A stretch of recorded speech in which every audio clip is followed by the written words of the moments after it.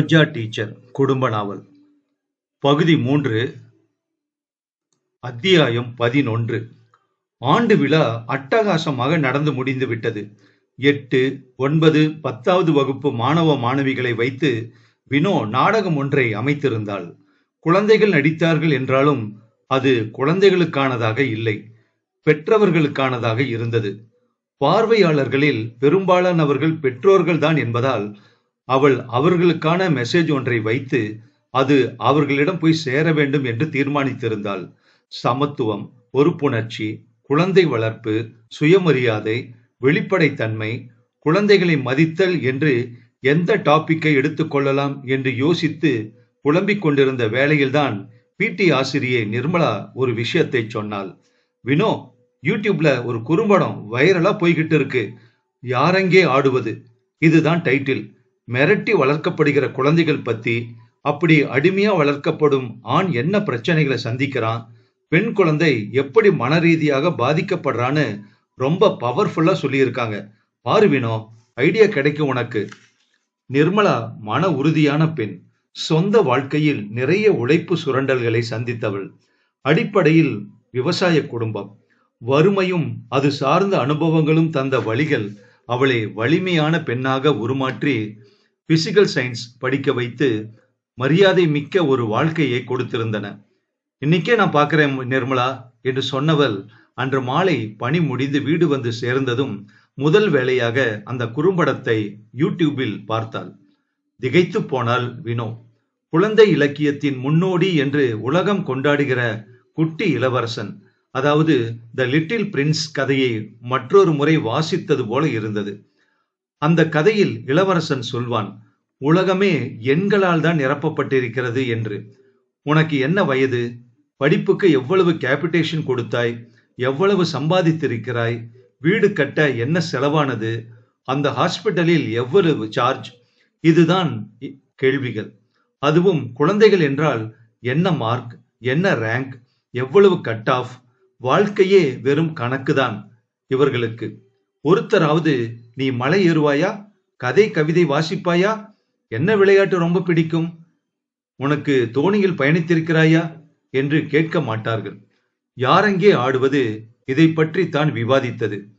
அதிக விலை கொடுப்பதால் நல்ல கல்வி கிடைத்து விடாது என்று எடுத்துச் சொன்னது. பாடங்களை பகலில் பள்ளியில் படிக்கட்டும், மாலையில் விளையாட்டு, கதை புத்தகம் என்று அவர்களை விடுங்கள் என்று கேட்டுக்கொண்டது. பிறக்கும் போதே ஏபிசிடி பேச வேண்டுமா என்றும் கேட்டது. வினோ யோசித்தாள். சிறியதாக ஒரு திரைக்கதையை உருவாக்கினாள். நுங்கம்பாக்கம் ரயில்வே பிளாட்பாரத்தில் நடந்த கொலை பற்றி விவாதிக்கிறார்கள். வீட்டில் பையன் அப்பாவிடம் கேட்கிறான், பாவம் இல்லப்பா அந்த அக்கா, ஏன் இவங்களை கொன்னுட்டாங்க? அப்பா சிடு என்று ஏதாவது தப்பு பண்ணியிருப்பா, அதான் கொன்னுட்டாங்க என்று கூறுகிறான். பையன் எதுவும் புரியாமல், தப்பா, என்ன தப்புப்பா என்று கேட்கிறான். உடனே அப்பா கோபமாகி, பெரிய மனுஷன் மாதிரி என்ன கேள்வி இது, 100 கிழவனா நீ, இதெல்லாம் பெரியவங்க விஷயம், போய் பாட புஸ்தகத்தை வச்சுக்கிட்டு படி என்று கத்துகிறார். ஆனால் தான் மட்டும் சுவாரஸ்யமாக செய்தி சேனலை பார்க்கிறார். சிறுவனின் குழந்தை உள்ளம் என்னவெல்லாம் நினைத்திருக்கும். கேள்வி கேட்கக்கூடாது, பெண் என்றால் தப்பு செய்வாள், அதனால் தான் கொலை செய்யப்படுகிறாள், பாடப்புத்தகம் படிக்க மட்டும்தான் தான் லாயக்கு, இதை பற்றித்தான் பேசலாமோ என்றுதானே தோன்றும். இரவே உட்கார்ந்து நாடகத்தை எழுதி முடித்து அடுத்த நாளே பாத்திரங்களுக்கான நடிகர்களை தேர்வு செய்தால். தினம் 1 மணி நேர ஒத்திகை. சிறுவர்களுக்கு மிக ஆர்வமாகவும் சிறுமிகளுக்கு மிக விருப்பமானதாகவும் இருந்தன அவள் எழுதிய வசனங்கள். அப்படி அவர்கள் உள்வாங்கிக் கொண்டு ஈடுபட்டதுதான் அவளுக்கு மிகவும் பிடித்தது. உண்மையான கல்வி என்பது என்ன என்று இன்னும் கூடுதல் தெளிவு கிடைத்ததை போல் இருந்தது. சமூக உறவை மேம்படுத்தவும் நட்புறவை வலுப்படுத்தவும் கற்றுத்தருவதுதான் கல்வி. பெற்றோர்கள் தங்களை மறந்து கைத்தட்டினார்கள். அதிலும் தாய்மார்களின் ஆதரவு மிக மிக அதிகமாக இருந்தது. மங்கை டீச்சர், பிரமாத வினோ, நான் கூட ஜான்சி ராணி, திருப்பூர் குமரன் இப்படி நாடகம் ஏதாவது போடுவியோன்னு நினைச்சேன். பாட புத்தகங்களை தாண்டிதான் வாழ்க்கை கல்வி இருக்கு, நல்ல மனிதனா அவங்க வெளியே வரணுங்கிறது தான் பர்பஸ்ங்கிறத அழகா ரொம்ப நீட்டா சொல்லிட்டே வினோ என்று வாய் நிறைய சிரிப்புடன் பாராட்டியதுதான் வினோவுக்கு மனசை தொட்டது. அத்தியாயம் 12. தயாரிப்பாளர் வேதாச்சலம் நல்ல உயரமாக, நல்ல கருமையாக இருந்தார். வெற்றிலை சீவல் கரைக்கு நடுவே பளிச்சிட்ட தங்கப்பல் பளபளக்க, வேற கதை எதுவும் இருக்கா தம்பி என்று கேட்டார். இருக்கு சார். சிட்டி சப்ஜெக்டா? இல்ல, வில்லேஜ் சார், விவசாயத்தை பத்தி. அடடா, அதை பத்தி நிறைய பேசிட்டாங்களே. வில்லேஜ் கிரைம், கன்னிக்கோயில் பூஜை, கிராமத்து சிலை திருட்டு, இப்படி எதுவும் இல்லையா? இல்ல சார், நெடுஞ்சாலைகள் வந்ததுல கிராமங்கள், விவசாயங்கள் எல்லாம் எப்படி பாதிக்கப்படுதுன்னு கதை. தீர்வையும் சொல்லியிருக்கேன் சார் அதுல. அதெல்லாம் ஓகே தம்பி. இப்ப நான் இருக்கிற நிலைமையில ஒரு கமர்ஷியல் ஹிட் பண்ணியே ஆகணும். அதுக்கப்புறம் வா பார்க்கலாம். ச்சே, என்னடா இவன்கள் என்றுதான் வந்தது அவனுக்கு. கையில் இருப்பது உண்மையிலேயே பிரமாதமான சப்ஜெக்ட். ஜோக்கர் படம் மாதிரியான ஸ்கோப். முழுமையான வணிக வியாபாரம் வேண்டும் என்கிறானே. ச்சே. தாமு மொபைலில் கூப்பிட்டான். என்னப்பா, என்ன சொல்றான் கருப்பன்? வேலைக்காகலே தாமு, விடு. ஹாரர் கிரைம்னு கேக்குறானா? ஆமா, கமர்ஷியல் ஹிட் வேணுமா? சரி விடு. யோகநாத் ப்ரொடக்ஷன்ல அப்பாயின்மெண்ட் கிடைச்சிருக்கு. நாம நாளைக்கு போகலாம். சரி தாமு. ஏய் கபிலா, மனசை விட்டுறாதரா. உதயமணல் பிரதேசம் இது. ஜாக்கிரதையாவும் இருக்கணும், உற்சாகமாவும் இருக்கணும். அப்பதான் நம்ம ஜெயிக்க முடியும். சரி தாமு, சரி. வீடு வந்தான். பகல் நேர வீடு வித்தியாசமாக இருந்தது. ஆட்கள் அற்ற தெரு. அணில் கூட சத்தமிடாத பழைய பேப்பர்காரன் குரல் மட்டும் எப்போதாவது கேட்டது. உள்ளே இருந்த நம்பிக்கையும் ஆர்வமும் குறைந்து விடுமோ என்றுதான் அச்சமாக இருந்தது கபிலனுக்கு. 6 மாத அலைச்சலில் இன்னும் ஒரு அங்குல முன்னேற்றமும் இல்லை. அவார்டுகள் குவிகிற குறும்படம் எடுத்தது மட்டும்தான் இன்னும் விடியலை சந்திக்கிற தைரியத்தை கொடுத்து கொண்டிருக்கிறது. விருதுகள் தாண்டி ஒரு வாய்ப்பும் தானாக வரவில்லையே, ஏன் என்ற கேள்வியும் அவனை குடைந்து கொண்டிருக்கிறது. பார்க்கலாம். முயற்சியில் குறைவில்லாமல் பார்த்து கொள்ளலாம். உழைப்பில் தொய்வில்லாமல் இருக்கலாம். காகிதத்தை எடுத்துக்கொண்டு உட்கார்ந்து மனதில் வந்த வரிகளை எழுத ஆரம்பித்தான். நேரம் உருண்டு ஓடியது. விழிகள் அசந்தன. உடல் தானாக சோர்வில் சரிந்து ஆழமான உறக்கம் வந்து ஆட்கொண்டது. திடீரென்று மண் வாசனை வந்து அறையை நிறைத்தது. நாசி அவனை எழுப்பி விட்டது. சடார் என்று எழுந்து உட்கார்ந்தான். மணி பார்த்தான். 6:30. பின்பணி காலம். நல்ல இருட்டு. அந்த இருட்டு பிரதேசத்தை கட்டுப்பாட்டுக்குள் கொண்டு வந்திருந்தது. ஐயோ, நிலவனுக்கு இன்று ஓட்டப்பந்தயம் என்றானே, மாறத்தான் வேறு. கண்டிப்பாக வருகிறேன் என்று சொன்னேனே, எப்படி மறந்தேன் நான்? கதவு அருகாமையில் ஏதோ சத்தம் கேட்டது. தானாய் திறந்து கொண்டு நிலவன் உள்ளே வந்தான். மெல்ல ஒரு காலை ஊன்றி வைத்து நடந்தான். முகம் மிக அமைதியாக இருந்தது. கரிய நீர்க்குளத்தின் சிவந்த தாமரை போல அந்த முகத்தில் மிக அழகிய புன்னகை. நிலவன் முகத்தில் புன்னகையா? என்னப்பா நிலவா, கால் என்ன? ஏன் ஒரு பக்கம் சாஞ்ச மாதிரி நடக்கிற என்று கவலையுடன் மகனின் காலை பற்றினான் அவன். அது ஒண்ணு இல்லப்பா, பாதி பந்தயத்துல காலு தடுமாறி விழுந்துட்டேன். சுளுக்கு மாதிரி. அதான். ஐயோ, வலிக்குதா கண்ணு? டாக்டர் கிட்ட வேணும்னா காட்டிடலாமா? ஐயோ, அதெல்லாம் செஞ்சாச்சுப்பா. ரோஜா டீச்சர் ஸ்ப்ரே அடிச்சு பிசியோதெரப்பி செஞ்சாங்க. 2 நாள்ல சுளுக்கு தானா சரியாயிடுமா என்றான் நிலவன் அதே புன்னகையுடன். சாரிடா நிலவா, அப்பா அசந்து போய் அப்படியே தூங்கிட்டேன்டா. பெரிய தப்புதான்டா, மன்னிச்சுக்க. அடுத்த தடவை ஸ்போர்ட்ஸ் டே நடக்கிறப்போ ஒரு முழு நாளும் உன்னோடவே இருக்கேன்டா என்று உருகினான் கபிலன். அட ஏன்பா, பாவம் நீ. சினிமா வாய்ப்புக்காக எவ்வளவு அலையிற. ஒரு நாள் ரெஸ்ட் எடுக்கிறதுனா அதுவே ரேர் தானே.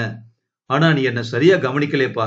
கவனிச்சிருந்தா ஒரு கேள்வி கேட்டிருப்ப இல்ல என்று கூறிவிட்டு நிலவன் சிரித்தான். நிலவு கண்ணா, உன்னையா கவனிக்காமல் இருப்பேன் நான்? உன்னிடம் வந்து சேர்ந்திருக்கிற மென்மையை நான் கவனித்தேன். உன் பேச்சின் பரிவை கவனித்தேன். உன் அணுகுமுறையில் தெரியும் கனிவை பார்த்தேன். படிப்பில் வந்திருக்கிற அக்கறை, பாட்டியிடம் காட்டும் பண்பு, ஏன் தெருநாயின் வாளை தடவும் பிரியம், மண் தொட்டி செடிகளுக்கு விடும் நீர், உன் முகத்தில் வந்து உட்கார்ந்திருக்கும் முறுவல் என்று எல்லாவற்றையும் பார்த்து பார்த்து ரசித்துக் கொண்டுதானடா இருக்கிறேன். அவன் மனம் அழுதது. சரிடா, நீயே சொல்லேன். கால் சுளுக்குல விழுந்தாலும் நான் எப்படி வீட்டுக்கு வந்தேன் சொல்லு. சிரிச்சுக்கிட்டே தானே? எப்படி அது? தோத்து போனா பயங்கரமா கோபம் வரும்ல எனக்கு என்ற நிலவின் குரலும் தழுதழுத்தது. அதானே, எப்படி? சாரி கண்ணா, நீயே சொல்லு என்று கெஞ்சினான் தகப்பன்.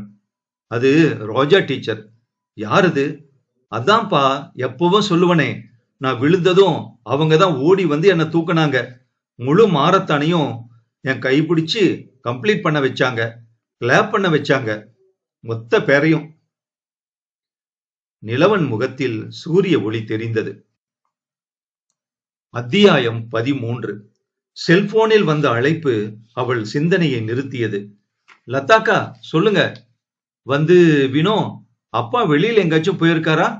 அதாவது பேங்க், எல்ஐசி இப்படி? இல்லையே, ஏங்கா?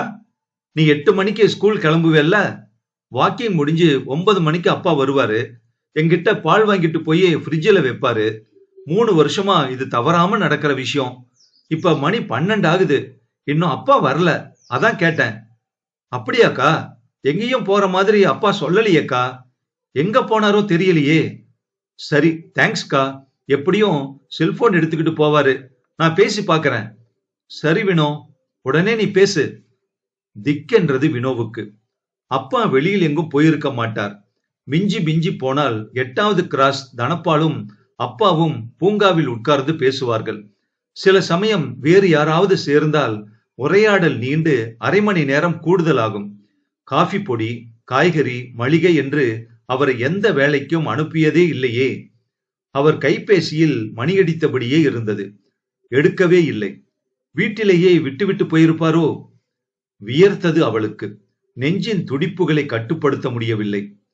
என்னென்னவோ நினைத்து கலக்கமடைந்த மனதை சமாதானப்படுத்த முடியவில்லை. அப்பா, எங்கே போனீர்கள்? விஷாகா கனவில் வந்தாள் என்று சொல்லி வருத்தப்பட்டீர்கள். அதை பற்றி பெரிதாக விவாதிக்காமல் நானும் அப்படியே விட்டுவிட்டேன். அந்த கவலையில் அவளை தேடிக்கொண்டு ஏதாவது போய்விட்டீர்களா? பலகீனமான உடல் அப்பா உங்களுடையது. நடைப்பயிற்சி என்று நீண்ட தூரம் நடந்து விட்டீர்களா? எதன் மீதாவது இடித்துக்கொண்டு ஏதோ ஒரு வண்டி மோதி ஐயோ ஐயோ, என்னால் கற்பனை கூட செய்ய முடியாதப்பா. வினோமா, ஆபீஸ் ஆண்ட யாரோ உங்களை கூப்பிட்டாங்கம்மா என்று சரவணன் வந்து சொன்னார். என்னையா என்று கேட்டுக்கொண்டே விரைந்தாள். நடக்க மறந்த கால்கள் தடுமாறின. அலுவலக கட்டடத்தை ஒட்டிய வேப்ப மரத்து நிழலில் அப்பா நின்று கொண்டிருந்தார். கூடவே ஒரு இளைஞன். அப்பா என்று ஓடினாள் வினோ. அவர் கையை பற்றி கொண்டாள். கண்கள் பொத்து கொண்டன. என்னப்பா, என்னப்பா இது? எங்க போயிட்டீங்க? என்னப்பா ஆச்சு?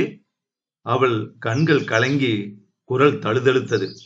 ரிலாக்ஸ் ரிலாக்ஸ் டீச்சர் என்று அந்த இளைஞன் புன்னகைத்து விட்டு சொன்னான். ஒரு பிரச்சனை இல்ல, ஹி இஸ் பர்ஃபெக்ட்லி ஆல்ரைட். நடைப்பயிற்சியில வேகமா நடந்து வேகமா யோசிச்சு வேற ஏரியாவுக்கு போயிட்டாரு. அதாவது நான் இருக்கிற வடபழனி ஏரியா. என் வீட்டு வாசல்ல நின்னுகிட்டு இருந்தாரு ரொம்ப நேரமா. கீழே இறங்கி வந்து விசாரிச்சேன். டீயும் பிஸ்கட்டும் தான் இருந்தது, கொடுத்தேன். அப்பதான் சொன்னாரு, வீட்டு விலாசம் மறந்து போச்சுன்னு. என்ன, முகவரி மறந்து விட்டாரா? ஐயோ, அன்றே சொன்னாரே, இப்போதெல்லாம் மறதி அதிகமாக இருப்பதாக. அவள் மனம் தவித்தது. எவ்வளவு அலட்சியம் அவளுக்கு, எத்தனை அக்கறையின்மை. உங்களை பத்தி சொன்னாரு. மொபைல் நம்பர் அவர் சொன்ன எல்லா காம்பினேஷனோடும் போட்டு பார்த்தேன். ஆனா போகல. 2 மணி நேரம் என் வீட்டுல தான் இருந்தார். ஹோட்டல்ல இருந்து பொங்கல் வடை வாங்கி தந்தேன், ரசிச்சு சாப்பிட்டார். இப்பதான் ஸ்கூல் பேர் சொன்னார், கூட்டிட்டு வந்தேன். இவரை பார்த்ததும் சரவணன்னு ஒருத்தர், வாங்க சார் இங்க இருங்க, வினோ டீச்சரை கூட்டிட்டு வரேன்னு போனாரு. சார், நான் உங்களை என்று குரல் தழுதழுத்து கரம் கூப்பினாள் அவள். என் மேலதான் சார் தப்பு. பாவம், மறதி அதிகமா இருக்குன்னு சொன்னாரு என்கிட்ட. பெருசா எடுத்துக்கல சார். நான் இந்த அளவுக்கு போகும்னு சத்தியமா நான் எதிர்பார்க்கல. இப்படி உங்க நேரத்தை செலவழிச்சு கூட்டிக்கிட்டு வந்திருக்கீங்களே சார், எவ்வளவு தங்கமான மனசு உங்களுக்கு. அடடா, இதுல பெருசா எதுவுமே இல்ல டீச்சர். சரி, நான் வரட்டுமா? ஒரு முக்கியமான வேலை இருக்கு. சார், கொஞ்சம் எச்சரிக்கையா இருந்துக்கோங்க. நான் வரேன் சார். மறுபடி கரம் கோர்த்து வணங்கினான் அவன். அத்தியாயம் 14. வினோ டீச்சர். இந்த முகத்தை இதற்கு முன்னால் எங்கோ பார்த்தது போல் இருந்தது. இயல்பாக வந்த வார்த்தைகளின் பின்னால் இருந்த மென்மையான நெஞ்சம், நன்றி உணர்ச்சியில் தழுதழுத்து போன இளகிய குரல், கரம் கூப்பி வழி அனுப்பிய செய்கையில் வெளிப்பட்ட யதார்த்த பண்பு. வினோ டீச்சர். செல்பேசி தொடர்ந்து அழைத்தது. தாமு, சாரிப்பா, நான் கவனிக்கல. 3 மிஸ்டு கால் இப்பதான் பார்த்தேன். சொல்லுப்பா என்றான் வேகமாக. யோகநாத் புரொடக்ஷன்ஸ் போகலையா கபிலா நீ? இல்லப்பா. இல்லையா? ஏன் ஏன் போகல? அன்னைக்கு ஒரு பெரியவருக்கு உதவி பண்ற மாதிரி ஆச்சுப்பா தாமு. அல்சைமர் நோய் பாதிச்ச பெரியவர். விலாசம் மறந்து மணிக்கணக்கா என் வீட்டு வாசல்ல நின்னுட்டு இருந்தாரு. நினப்பு வந்ததுக்கு அப்புறம்தான் அவர் மகளோட அட்ரஸ் சொன்னாரு. நான் அவரை கூட்டிக்கிட்டு போய் அவரோட மகள் கிட்ட ஒப்படைச்சேன். அன்னைக்கு உங்ககிட்ட சொல்ல நான் போன் பண்ணுனேன். ஆனா அதுக்கப்புறம் மறந்துட்டேன். என்னப்பா கபிலா விளையாட்டு இது என்று தாமு அழுத்து கொண்டான். பெரிய கம்பெனிப்பா அது. ஆளும் ரசனக்காரன். மறுபடி சான்ஸ் கிடைக்கிறது ரொம்ப சிரமம். புரியுது தாமு, பரவாயில்ல விடு. சமூக சேவை செய்ய வேண்டியதுதான். அதுக்காக எதிர்காலத்தை விலையா கொடுக்கணுமா என்ன? சரி, பார்க்கலாம். நான் வச்சிடறேன். இன்னும் அந்த முகம் கண்களுக்கு எதிரிலேயே இருந்தது. இதென்ன, இப்படியெல்லாம் தோன்றியதே இல்லையே. பெண்ணை இதுவரை எந்தவித புது உணர்வுடனும் பார்த்ததே இல்லை. சுமதியுடன் வாழ்ந்த வாழ்க்கை வெறும் நன்றி கடன் சார்ந்தது. அவனும் எவ்வளவோ முயற்சி செய்தான். உண்மையான அன்பைத்தான் சுமதியிடம் செலுத்தினான். பேரன்பு மட்டுமே வாழ்க்கையை வழிநடத்தும் என்று எப்போதும் இப்போதும் இருக்கிற நம்பிக்கை. அது அப்போதும் இருந்தது. ஆனால் அவள் ஏன் எப்போதும் கடினமாகவே இருந்தாள் என்று இப்போது வரை புரியவே இல்லை. சுடு சொற்களும் இறுகிய முகமும் தவிர சுமதியின் பிம்பம் வேறு எந்த இனிமையான நினைவையும் தரவே இல்லை. அன்புக்கு ஏங்கி ஏங்கியே அழிந்து போ என்று ஏதோ ஒரு சைத்தான் கட்டளையிட்டது போல இருந்தது வாழ்க்கை. அப்பா, ஒரு நிமிஷம் என்று நிலவன் தன் அப்பாவை கூப்பிட்டான். சொல்லுப்பா, இன்னும் நேரம் இருக்குல்ல ஸ்கூலுக்கு கிளம்ப என்று தோசையை திருப்பி போட்டபடி அவன் கேட்க, சிறுவன் தந்தையின் கையை பற்றினான். அப்பா, என்னடா கண்ணு, சொல்லு. லஞ்ச் பாக்ஸ்ல தோசை 2 அல்லது 3 எக்ஸ்ட்ராவா வை. ஓ, வைக்கிறனே. நல்லா பசிக்குதுடா நிலவா. அப்பா கம்மியா வச்சுட்டேனோ? இல்லப்பா, அது எனக்கு இல்ல, புஷ்பாக்கு. புஷ்பாவா? யார் அது? என் கிளாஸ்ல படிக்குதுப்பா. ரொம்ப நல்லா படிக்கும். ஆனா ரொம்ப ஏழை. அவங்க அப்பா ஜெயில இருக்காராம். அம்மா 4-5 வீட்டுல பாத்திரம் தேய்ச்சி இவளை படிக்க வைக்கிறாங்களாம். டெய்லி பிரெட் சாப்பிட்றாப்பா லஞ்சுக்கு. இல்லைன்னா பழைய சோறு. அதான் கேட்டேன். அப்படியா? ஐயோ பாவம்ல. சரி, இனிமே 2 டப்பாவா தரேன். அவளுக்கு தனியா 1. என்ன, நிஜமாவாப்பா? தேங்க்ஸ்பா. ரோஜா டீச்சர் கிட்ட சொல்றேன், இத சந்தோஷப்படுவாங்க. 2 டிஃபன் பாக்ஸுகள் எடுத்து தோசை, சட்னி, மிளகாய் பொடி என்று மூடியபடியே பையனிடம் கேட்டான் அவன். உங்க ஸ்கூல்ல வினோ டீச்சர்னு ஒருத்தர் இருக்காங்கல்ல, உன் வகுப்புக்கு வர்றாங்களா அவங்க? வினோ டீச்சரா? தெரியலையப்பா. ஏன்? அன்னைக்கு உன்னோட ஸ்கூலுக்கு வந்தேன்னு சொன்னேன்ல, ஒரு பெரியவர் ஒப்படைச்சேன்னு. அவரோட பொண்ணுதான் வினோ டீச்சர். அப்படியா? எங்களுக்கு ரோஜா டீச்சர் தான்ப்பா எல்லா வகுப்பும் எடுப்பாங்க. சரிப்பா, நீ புத்தகங்களை அடுக்கு, கிளம்பலாம் என்று மகன் நெற்றியில் முத்தமிட்டான் கபிலன். தேங்க்யூப்பா என்று நிலவன் பதிலுக்கு முத்தமிட்டு விட்டு ஓடினான். நிலவனா இது? 6 மாதங்களுக்கு முன்னால் வரை அழுத்தமான கிரானைட் மலை போல் இருந்த நிலவனா? கோகிலாம்மாவை கிளவி கிளவி என்று ஆங்காரத்துடன் சொன்ன சிறுவனே இல்லை இவன். உணவை தூக்கி எறிந்து நெருப்பு போல் பார்வையை கொட்டி வன்மத்துடன் தந்தையை தாக்கிக் கொண்டே இருந்த நிலவனே இல்லை இவன். எப்பொழுதும் ஒரு புன்னகை உதடுகளில் உற்சாகமாக பளிச்சிடுகிறது. குரலில் ஒரு நளினம். தேர்ந்தெடுத்த வார்த்தைகளில் வெளிப்படும் எளிமையான அன்பு. இதயத்தாலும் உள்ளுணர்வாலும் புரிந்து கொள்கிற மென்மையான மனப்பான்மை. தனி உடைமையாக இருந்ததெல்லாம் போய் உணவை பகிர்ந்துண்ண பழகி, அதுவும் ஒரு பெண் குழந்தையுடன் பகிர நினைக்கிற அளவுக்கு இளகி இருக்கிற இருதயம். எப்படி எப்படி இது நடந்தது? யார் கற்றுத்தந்தது? எங்கே கற்றுக்கொண்டான் இதை? யார் சொல்லித் தந்தார்கள்? ஒரு நகைக்கீறலை கூட தாங்க முடியாதவன் அன்று காலில் சுருக்கி ஏற்பட்ட போது கொஞ்சம் கூட வெளியே காட்டிக்கொள்ளாமல் சிரித்துக்கொண்டே வந்தது எப்படி? அழகாக இவனை யார் வழி நடத்துகிறார்கள்? ரோஜா டீச்சர் ரோஜா டீச்சர் என்கிறானே, யார் அது? நான் ரெடிப்பா என்று நிலவன் தானே சீருடை காலணி அணிந்து கொண்டு வந்து நின்றான். இதோ நானும் ரெடி, வா நிலவா. காற்று இளங்காற்றாய் இருந்தது. ஏதோ ஒரு பறவை மிக அருகில் பறந்து சென்றது. ஸ்கூல் வந்தது. நிலவன் இறங்கியதும், அப்பா அப்பா, ரோஜா டீச்சர் வர்றாங்க என்றான் படபடப்புடன். வினோ வந்து கொண்டிருந்தாள். அத்தியாயம் 15. நரம்பு மண்டலத்தின் செயல்பாடு குறைய தொடங்குதுன்னு அர்த்தம். இந்த அல்சைமர் நோய் தாக்கு ஏற்பட்டா மெல்ல மெல்ல ஞாபகத்திறனை குறைக்கும். அப்புறம் மூளை வேலை செய்யற தன்மையை பாதிக்கும். குழப்பம், தலைவலி இப்படி எல்லாம் வரலாம். அப்பாவை எக்ஸாமின் பண்ணதுல இது ரொம்ப ரொம்ப ஆரம்ப நிலைமை தான். மாத்திரைகள் இப்போதிருந்தே தொடங்க வேண்டாம். தினமும் அவர் செஸ் விளையாடட்டும்.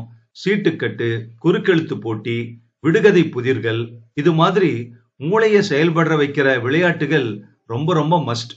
நிறைய பேசுங்க. பழைய சினிமாக்கள், பாடல்கள், வீட்டுல நடந்த நிகழ்வுகள், பிக்னிக் போன இடங்கள்னு ஞாபகத்தை தக்க வச்சுக்கிற பேச்சுக்களா இருக்கட்டும். என்ன என்றார் டாக்டர். மருத்துவர் சொன்னது இன்னும் காதுகளில் ஒலித்தபடியே இருந்தது. அப்பா மிகவும் இயல்பாக தலையசைத்து கேட்டுக்கொண்டார். சிறு முறுவலும் கூடவே இருந்தது. நினைவுகள் தான் இன்பம், அதே நினைவுகள் தான் துன்பம், இல்லையா டாக்டர் என்று அப்பா சொன்னார். டாக்டர் ஒன்னு சொல்லணும். இதோ இருக்காளே வினோ, இவ ஜெம் டாக்டர், வைரம். அவளுக்காகவாவது நான் கொஞ்சம் நல்ல ஆரோக்கியத்தோட இருக்கணும், அவ்வளவுதான் என்று கண்கள் கலங்க சிரித்தபடியே சொன்னார் அப்பா. அப்ப நாங்க வரோம் டாக்டர். நீங்க சொன்ன மாதிரி அப்பாவை எங்கேஜ்டா வச்சுக்கிறேன். தேங்க்ஸ் அ லாட் டாக்டர் என்று கூறிவிட்டு கிளம்பி அப்பாவை வீட்டில் விட்டுவிட்டு அவள் பள்ளிக்கூடம் போக வண்டியை திருப்பினாள். போய் நினைவுகளே நினைவுகளே நின்று போக மாட்டீரோ, நிம்மதியை தாரீரோ என்ற பாடல் வரிகள் மனதில் ஓடின. உடல் ஆரோக்கியம் போல இது உள்ளத்திற்கான ஆரோக்கியம். அப்பா போல பொதுவாக நல்ல உடல்நலம் பேணும் மனிதனுக்கு இது எப்படி சாத்தியம்? 8 வயதில் கோவில்பட்டி பேருந்து நிலையத்தில் பார்த்த களை கூத்தாடி குடும்பம் ஞாபகம் இருக்கிறது அப்பாவுக்கு. ஆனால் 58 வயது வரை சதை போல் ஒட்டி கொண்டிருந்த ப்ராவிடன்ட் ஃபண்ட் எண் மறந்துவிட்டது என்றால் இந்த நோயின் தன்மை எவ்வளவு பயங்கரமானது! இல்லை இல்லை, இதை மாற்றலாம், மாற்ற வேண்டும். இந்த நிலைமையை மாற்றிவிடலாம். மூளையை உழைக்க வைக்கலாம். இனி வெறும் உரையாடலில் விடுகதையை போடலாம். தையல் வேலைக்கு உபயோகப்படுமே அந்த காய் இருக்காப்பா ஃப்ரிட்ஜ்ல என்று கேட்கலாம். அப்பா யோசிப்பார். ஓ, கத்திரிக்காய் தானே, இதோ என்று எடுப்பார். அம்மன் பேர் வச்ச காய் போட்டு ரசம் வச்சிருக்கேன், என்ன ரசம் சொல்லுங்க என்று கேட்கலாம். அப்பா யோசித்து, அட தக்காளி ரசம் என்று சிரிப்பார். வண்டியை பள்ளியின் பார்க்கையில் விட்டுவிட்டு நடந்தபோது நிலவன் ஓடி வந்தான். டீச்சர் டீச்சர், ஒரு நிமிஷம் வாங்கல, எங்க அப்பா வந்திருக்கார் டீச்சர், அவர் உங்களை பார்க்கணும் டீச்சர் என்றான் மூச்சிறைக்க. நிலவா நிலவா என்று ஏதோ சொல்ல முயற்சிப்பதற்குள் அவன் தந்தையை இழுத்து கொண்டு வந்து விட்டான். இவங்கதான் டீச்சர் என் அப்பா, பேரு கபிலன். கதை, கவிதை, நாடகம் எல்லாம் சூப்பரா பண்ணுவாரு. அப்பா, இவங்கதான் ரோஜா டீச்சர், நல்லா பாடம் சொல்லி தருவாங்க, அன்பா இருப்பாங்க. அன்னைக்கு மாரத்தான் ரேஸ்ல கால் சுளுக்கிடுச்சுல, என் பாயிண்ட் வரைக்கும் இவங்க தான் என் கைய பிடிச்சு நடக்க வச்சு கம்ப்ளீட் பண்ண வச்சாங்க. முகமெல்லாம் மலர்ச்சியாக, வாயெல்லாம் சிரிப்பாக சிறுவன் குதூகலித்தான். சார் நீங்களா? வினோ டீச்சர் நீங்களா? இருவரும் ஆச்சரியப்பட்டு கொண்டார்கள். புன்னகைத்து மனம் விட்டு சிரித்தார்கள். அட, தெரியுமா 2 பேருக்கும் முன்னாலேயே என்று கேட்டு திகைத்தான் நிலவன். ஆமாப்பா நிலவா என்று கபிலன் மென்மையாக சொன்னான். நான் கூட அன்னைக்கு கேட்டேன்ல, வினோ டீச்சர் உனக்கு தெரியுமான்னு. ரோஜா டீச்சர் மட்டும்தான் தெரியும்னு நீ சொன்ன. நிலவா, இவங்க தான் வினோ டீச்சர். அப்படியாப்பா? டீச்சர் நீங்க தான் வினோ டீச்சரா? ஆனா எனக்கு இவங்க தான் ரோஜா டீச்சர். பாருப்பா, எப்பவும் தினம் வர்ற மாதிரி இன்னைக்கும் சிவப்பு ரோஜா வச்சிருக்காங்க. முதல் நாள்ல இருந்து நான் பாக்குறேன்ல, அதனால இவங்க எனக்கு ரோஜா டீச்சர் தான். சரி நான் வரேன், சார்லி கூப்பிடுறான், பை டீச்சர் என்று சிறுத்தை போல் பாய்ந்து ஓடினான் சிறுவன். சார் எப்படி இருக்கீங்க என்று வினோ கேட்க, கபிலனும் அதே குரலில் டீச்சர் எப்படி இருக்கீங்க என்று கேட்டான். அப்பா எப்படி இருக்காரு? அல்சைமர் நோய் ஆரம்ப கட்டமா, மாத்திரை எதுவும் வேண்டாம், பழைய நினைவுகளை கிளறி கிளறி நிறைய பேசுங்கன்னு சொன்னார் டாக்டர். விடுகதை, குறுக்கெழுத்து, செஸ் கேம்னு நிறைய ஐடியா கொடுத்தார். சார், அன்னைக்கு மட்டும் நீங்க அவ்வளவு மெனக்கடலைன்னா என்ன ஆயிருக்கும்னு நினைக்கவே பயமா இருக்கு சார். எத்தனை தேங்க்ஸ் சொன்னாலும் போதவே போதாது என்று அவள் நெகிழ்ச்சியுடன் சொன்னாள். அப்படியெல்லாம் எதுவும் இல்ல டீச்சர். உண்மையில பார்த்தா நான் தான் உங்களுக்கு நன்றி சொல்லணும், மில்லியன் கணக்குல. ஆக்சுவலி ரோஜா டீச்சரை வந்து சந்திக்கணும்னு நானும் ஒரு மாசமா நினைச்சுக்கிட்டு இருக்கேன். இப்படி சினிமா மாதிரி எதேச்சியா நிகழும்னு நானே எதிர்பார்க்கல. அப்படியா? நன்றி சார். எப்படி இருந்தவன் தெரியுமா அவன் என்று ஆரம்பிக்கும் போதே கபிலனின் குரல் உடைந்தது. புரோக்கன் ஹார்ட்னு சொல்ற மாதிரி இருந்தான் டீச்சர். யாரையும் பிடிக்காது, எது மேலேயும் விருப்பம் இருக்காது, யாருகிட்டையும் ஒட்டுதல் வராது. எப்பவும் கோபம் மட்டும்தான் இருக்கும். பேசுனா நெருப்பு மாதிரி வரும் சொற்கள். இந்த வயசுல இப்படி வெறுப்பு சாத்தியம்தானான்னு நான் திடுக்கிட்டு போயிருக்கேன். வயசான மாமனார் மட்டும்தான் துணை. அவரையும் துச்சமா தான் பேசுவான் இவன். இடத்த மாத்துறது தான் முதல் படின்னு தோணிச்சு. எனக்கும் அக்கவுண்டன்ட் வேலை இஷ்டமே இல்ல. என் கனவு நல்ல சினிமா. துணிஞ்சு வேலை, வீடு, ஊரு, நண்பர்கள்னு எல்லாத்தையும் விட்டுட்டு இங்க வந்துட்டேன். ரோஜா டீச்சர்னு ஒரு அற்புதம் எங்க வாழ்க்கையில ரோஜாக்களை மழையா கொட்ட வச்சிருக்கு இப்போ. குரல் தழுதழுத்தது அவனுக்கு. மாற்றங்கிறது தவிர்க்க முடியாதது. மாறாததுதான்னாலும் அது எப்பவுமே கடினமானது கபிலன் சார். குழந்தைதான் உலகம்னு வாழ்றீங்களே, அவனுக்கு இதை விட பெரிய பரிசா எதை நீங்க தர முடியும்? அப்புறம் நிலவனுடைய தாய், அத பத்தி நான் கேட்கலாமா? அவ பேரு சுமதி. இப்போ அவ இல்ல. டெலிவரி ஆகும்போது தன்னைத்தானே பிடிவாதமாக மோசமாக்கிக்கிட்டு இறந்து போனவ அவ. நிலவன் தாய் முகத்தையே பார்க்காதவன். ஐயோ, அது எவ்வளவு கொடுமை! குழந்தைக்கு கிடைச்ச உச்சபட்ச தண்டனை என்றால் தொண்டை அடைக்க வினோ. அத்தியாயம் 16. வணக்கம் வினோ டீச்சர் என்று கபிலன் வண்டியை விட்டு இறங்கினான். வெற்றிலை கொடி போல காற்று கொஞ்சம் கூடுதலாய் அடித்தால் விழுந்து விடுபவள் போல அவள் நின்றாள். உலகின் மிகச்சிறந்த ஒன்றை உனக்கு நான் கொடுக்கப் போகிறேன் என்று எப்பொழுதும் சொல்லிக்கொண்டே இருக்கிற அந்த பார்வை அவனை வியப்படைய வைத்தது. நேற்றைய தினம் வரை இருந்த வாழ்க்கை இனிமேல் இருக்கப் போவதில்லை என்று ஏன் தோன்றுகிறது தனக்கு? வணக்கம் சார் என்றாள் முறுவலுடன். ஜஸ்ட் 5 நிமிஷம் பேசணும்னு தான் வெயிட் பண்றேன். மில்லியன் தேங்க்ஸ் எனக்கு சொன்னீங்களே, உங்களுக்கு நான் மில்லியன் தேங்க்ஸ் சொல்லணும் போல இருக்கே என்று சொல்லிவிட்டு சிரித்தாள். இது என்ன சிரிப்பு? உண்மையானதாக, நன்றி ததும்புவதாக, மன நிறைவானதாக, மகிழ்ச்சியானதாக எப்படி இப்படி சிரிக்கிறாள்? எதுக்கு டீச்சர்? யாரெங்கே ஆடுவது? உங்களோட குறும்படமா? அது இப்பதான் தெரியும் எனக்கு. ஆமா, ஏன் டீச்சர்? எங்க ஆண்டு விழாவுல ஒரு கலை நிகழ்ச்சி என் பொறுப்புல நடந்தது. கான்செப்டுக்காக மண்டைய உடைச்சுக்கிட்டப்போ உங்க குறும்படம் பத்தி தெரிய வந்தது கபிலன் சார். அது மனச தொட்டுச்சு. பெண் குழந்தைகளுக்கான பாதுகாப்பு, ஆண் குழந்தைகளை வளர்க்கிற பெற்றோர்கிட்ட இருந்து தொடங்குது என்கிற ஒன்லைனை பிடிச்சுக்கிட்டேன். எனக்கும் இந்த கல்வி முறை மேல ஏகப்பட்ட குறைகள் உண்டு. ஒரு புத்தகத்துல படிச்சேன், சில வகுப்பறைகளில் பிரம்பு இருக்கிறது, பிரம்பு இல்லாத வகுப்பறைகளில் பிரம்பு மனப்பான்மை இருக்கிறது. எவ்வளவு உண்மை இது! இதையெல்லாம் சேர்த்து சிறுவர் சிறுமிகளை வைத்து நானே ஏதோ எழுதி, டு மை சர்ப்ரைஸ் பிரமாதமான ஹிட் ஆச்சு sir. Teachers, trustee members, parents, மேனேஜ்மெண்ட்னு எல்லா திசையில இருந்தும் மனப்பூர்வமான பாராட்டு கிடைச்சது. Thank you sir. அதே சமயத்துல மன்னிப்பும் கேட்டாகணும்னா. மன்னிப்பு கேட்கணுமா? ஏன் டீச்சர்? கலை படைப்பு உங்களோடது, நான் செஞ்சது கலை திருட்டு, தப்பில்லையாது? சேச்சே, என்ன சொல்றீங்க நீங்க? கலையின் அல்டிமேட் பர்பஸ் என்னவாக இருக்க முடியும்? மக்களை போய் அடைகிறது தானே. அதை செஞ்சு காட்டிய உங்களுக்கு நான் தான் இன்னும் மில்லியன் தேங்க்ஸ் சொல்லணும். உங்களுடைய பெருந்தன்மைக்கு நன்றி. ஆமா, நிலவன் இப்போ என்று அவள் ஆரம்பிப்பதற்குள் அவனே குறுக்கிட்டான். அவனை பத்தி கொஞ்சம் பேசணும் டீச்சர். அதுக்கு முன்னால உங்களுக்கு பாத பூஜை செய்யணும் என்றான். சடார் என்று இமைகள் அடித்துக்கொண்டு மிக துல்லியமான 2 துளி கண்ணீரை கொட்டின.